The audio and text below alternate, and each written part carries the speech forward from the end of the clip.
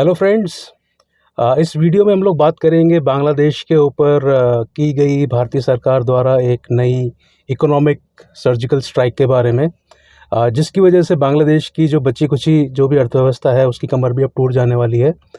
तो हुआ ये है दोस्तों कि 17 मई को भारतीय सरकार ने एक नया आदेश निकाला है। भारतीय सरकार के जो विदेश व्यापार महानिदेशालय है, उन्होंने एक आदेश नया निकाला है और उसकी आदेश के अनुसार बांग्लादेश से आने वाले कई इम्पॉर्टेंट जो आइटम्स हैं उनके ऊपर नई तरह की पाबंदियां लगा दी गई हैं। तो हुआ ये है कि इस आदेश के अनुसार बांग्लादेश से जो भी रेडीमेड गारमेंट्स भारत में आते हैं, या फिर जो भी प्रोसेस्ड फूड आइटम्स आते हैं, या फिर प्लास्टिक के आइटम्स होते हैं, या फिर आपका लकड़ी का फर्नीचर होता है, इनके ऊपर एक पाबंदी लगा दी गई है कि अब ये आइटम्स लैंड पोर्ट के थ्रू भारत में नहीं आ पाएंगे। और रेडीमेड गारमेंट्स जो होते हैं उनकी मंजूरी भी मिली है केवल कोलकाता पोर्ट और महाराष्ट्र में जो आपका न्हावा शेवा एक पोर्ट है उसके थ्रू ही ये भारत में ला पाए जाएंगे। अदरवाइज़ ये भारत में अब अलाउड नहीं होंगे। आप इसको इस चीज़ तरीके से समझ सकते हैं कि बांग्लादेश और भारत के बीच में जितना भी व्यापार होता है इस समय, उसका ऑलमोस्ट 93 to 94% जो इंपोर्ट हम लोग करते हैं, जो भी ट्रांजैक्शंस होते हैं, वो आपके लैंड पोर्ट के थ्रू होते हैं।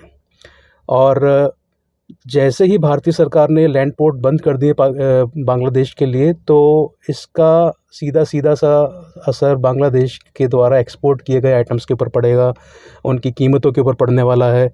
और एक ग्लोबल ट्रेड रिसर्च इनिशिएटिव करके एक संस्था है GTRI, उसने एक अनुमान लगाया है कि इस भारतीय सरकार के इस कदम की वजह से बांग्लादेश को per year $770 million, that is equivalent to 9367 हज़ार करोड़ टका का नुकसान होने वाला है। तो आप ये मान के चलिए कि बांग्लादेश की इकोनॉमी जो पहले से ही इतनी बुरी हालत में है और जिसका प्राइमरी एक्सपोर्ट जो होता है दैट इज़ गारमेंट्स, तो गारमेंट को ही इंडिया ने इस बार टारगेट किया है। और इसकी वजह से कहीं ना कहीं बांग्लादेश का जो गारमेंट एक्सपोर्ट है उसको झटका लगने जा रहा है, क्योंकि उनके सारे उत्पादों की कीमत बढ़ जाएगी और कहीं ना कहीं भारत का इसमें लॉन्ग टर्म फ़ायदा होने जा रहा है। देखिए, हमें बांग्लादेश से कोई दुश्मनी नहीं है, लेकिन सवाल सीधा सा ये है कि बांग्लादेश की जो लीडरशिप है, बांग्लादेश के जो आर्मी के लोग हैं, रिटायर्ड लोग हैं, ये रह कर उल्टे सीधे बयान अपना जारी करते रहते हैं। बांग्लादेश के जो अभी इंटरिम जो गवर्नमेंट वहाँ की चला रहे हैं, मोहम्मद यूनुस, वो पिछले दिनों चाइना भी गए थे और चाइना में जाकर उन्होंने एक बयान दिया था कि भारत के जो 7 नॉर्थ ईस्ट के जो स्टेट्स हैं वो लैंडलॉक्ड हैं और उनको ओशियन, उनको जो कनेक्टिविटी है, पोर्ट की कनेक्टिविटी, बांग्लादेश के थ्रू ही मिलती है।